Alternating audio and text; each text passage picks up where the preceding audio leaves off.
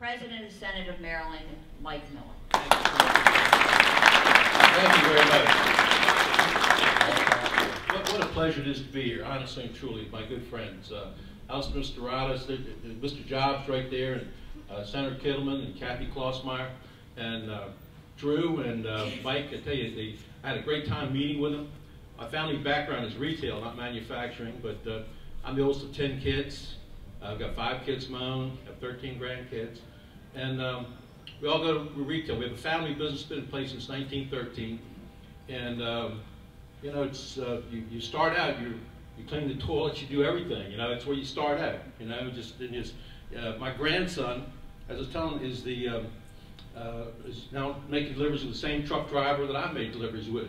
You know, they're retailers, they're wholesalers, they're jobbers, and it's a great experience for kids. A guy named Dana wrote a book about his Harvard was a whale ship, mine was a grocery store. At the time I was 10 to 24, I worked there. I'd come in from law school, University of Maryland, here in Baltimore, go down the weekends at work, carry out groceries, make deliveries, whatever, because the customer had to be served right. They had to have a smile on your face, and you know, if you can't keep a smile on your face, you have no business being retail, you know. And so let me tell you a little bit of manufacturing. First of all, let me say that I enjoy serving with Kathy, and I enjoy serving with Alan. You know, Dwight D. Eisenhower, once talked about government and democracy, he had Democrats in the House and the Senate to deal with. And he said, democracy is about cooperation. Cooperation between both parties. And as a consequence, what he did was, he ended the Korean War. The Korean War ended, and it was a time of prosperity. Right now we have 2 wars to contend with. We're going to end the 2 wars, hopefully, and we'll have some money to deal with in terms of prosperity. But he put America back to work again. He put, you know, started I-95 and 301 and all these huge inner highway. You know, he got America back to work again. That's what we have to do on the federal level. But on the state level, we're going to have to make some progress. Because in 1962, I got started in politics. 1962. That was a long time ago before most of you were born. I was the driver of the Republican candidate for governor, 1962. And I was from Southern Maryland. I was mentored by Louis Goldstein, okay? But I was driving for the Republican candidate for governor who was a president of the local bank. My father was a bank director. My grandfather was a bank director. Later on, I was a bank director. And so I got my first exposure to Baltimore. And what my exposure was to manufacturers. Because where we campaigned to factory gates, okay? Here I'm an 18-year-old kid with a candidate for governor, and we're at Sweetheart Cups. You know, stand at the factory gate, passing out the literature. Then we go to London Fog, where they're making the raincoats. Then we go to Bethlehem Steel, Glenn Curtis. We go to S&S Schwartz, and we go at the factory gates. That's where you met the working people. You know, that's where the votes were. And here's a Republican candidate for governor, and looking for votes among Democrats, working people who work the shift. As soon as the shift rang, the bell rang, and we were there working the gates. Of course, that's all gone now. And how do we get back there? It's going to take people coming together, working together, and staying together. You know, I talked about how times are in government. Well, I'll tell you another time in government. I was campaigning for Jimmy Carter's re-election. And it was a tough time, believe me. The farmers were marching on Washington, protesting Jimmy Carter. You know, and they would have the farm equipment circling the Capitol, you know. And what happened? I was in Annapolis. I was in a state senate then in '78. And they had a blizzard, huge blizzard. And so they had no place to put the farmers who were marching, come from Iowa and Kansas. So they put them up to local firehouses, local firehouse. And so meanwhile, I'm in Annapolis, state senator, and I get a call from my local fire chief, company number 25 in Clinton, Maryland. Mike, he says, how would you like your driveway plowed?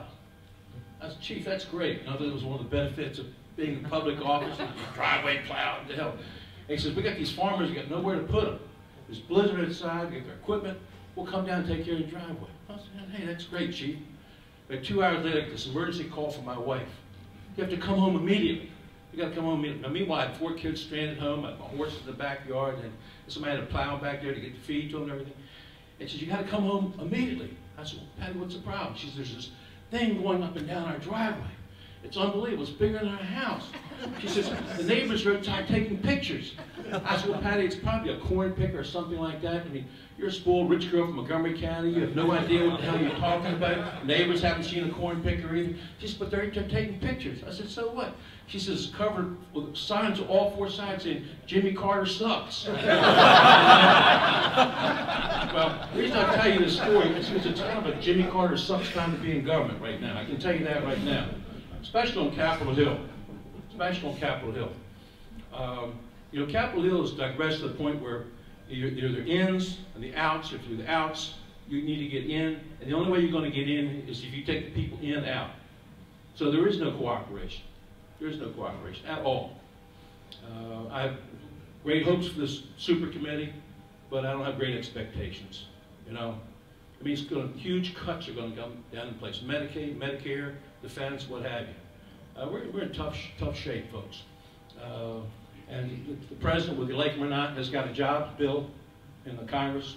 Can't even get a vote on it. You know, so I don't know if it works or will work or won't work, but he can't even get a vote on it. And that's what federal government has become. In Annapolis, it's a little bit different.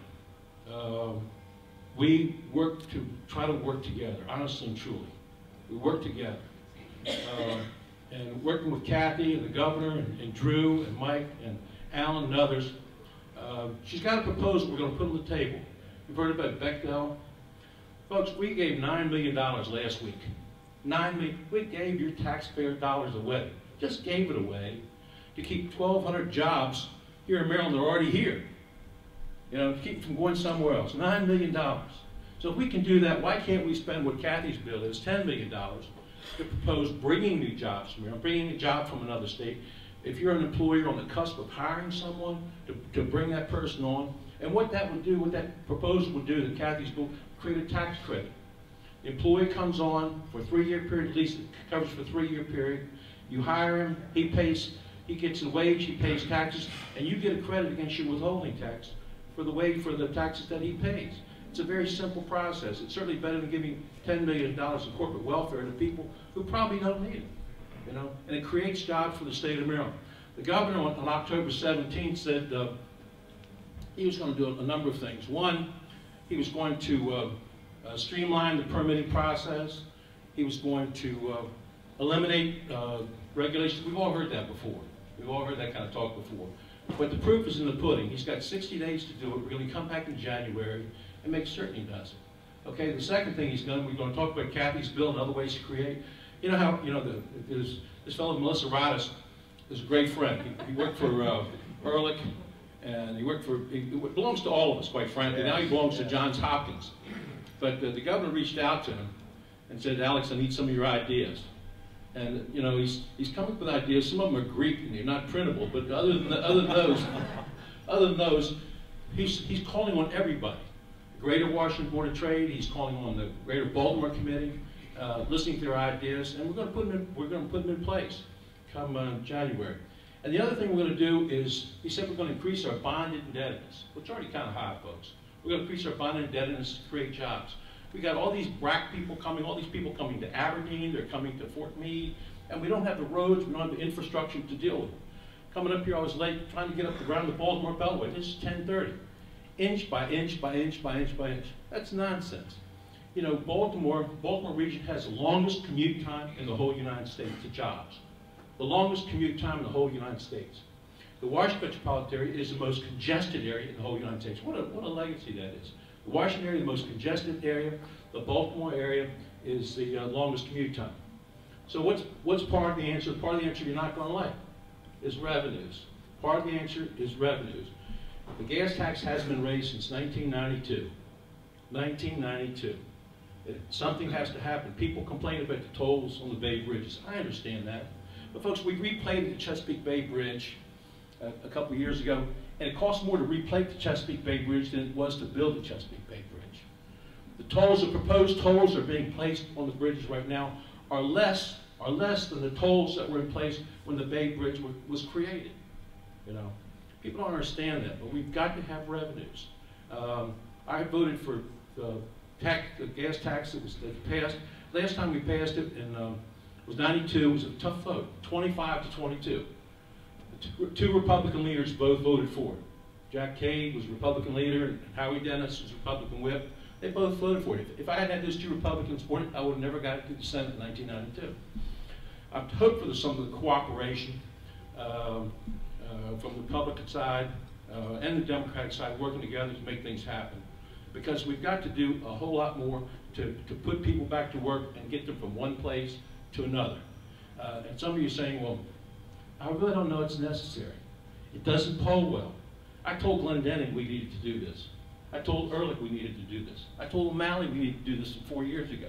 It doesn't poll well. It doesn't poll well. If you get a chance, somebody calls you on the phone, have it again. I don't know, I definitely not. We have to get it done. You know, it's like the fellow who came to the farmer who wanted to board his horse. What the first farmer says, how much it cost to board my horse? And the fellow says, $25 a month. He says, I get to keep the manure. He says, no, it's too much. He went to another fellow, to the farmer to board his horse. He says, how much to board my horse? The guy says, $20 a month, and I get to keep the manure. So he went to a third farmer and says, how much to board my horse? He says, $15 a month. The guy says, $15 a month. He says, well, what about the manure? He says, buddy, for $15 a month, there won't be any manure. Okay, I know you're not from the country, don't understand that, right? But you got to put something in to get it out, right? Okay? You got to put something in to get it out. We got to put some revenues in to get these roads built, to get the bridges built, to get the red line, to get the purple line, to move the state forward, and also create jobs. And that's what we're going to do. It's going to be a tough sell. It's going to be a tough sell. Tax credits, easing. I mean, the greenies are going to be. What are you doing easing up these permits? What are you doing loosening up restrictions? It's going to take a compromise between the far right and the far left, people coming together, people of goodwill, moving the state forward. We can do it with your help, you know. And that's what you need to do. That's what you need to do. They need to know that there's a body of public opinion out there, that there's a voter out there, and that you're concerned, and that their vote makes a difference. So if you do that, and we'll do our part, coming together, we'll get the economy going here in the state of Maryland. Thank you. God bless you.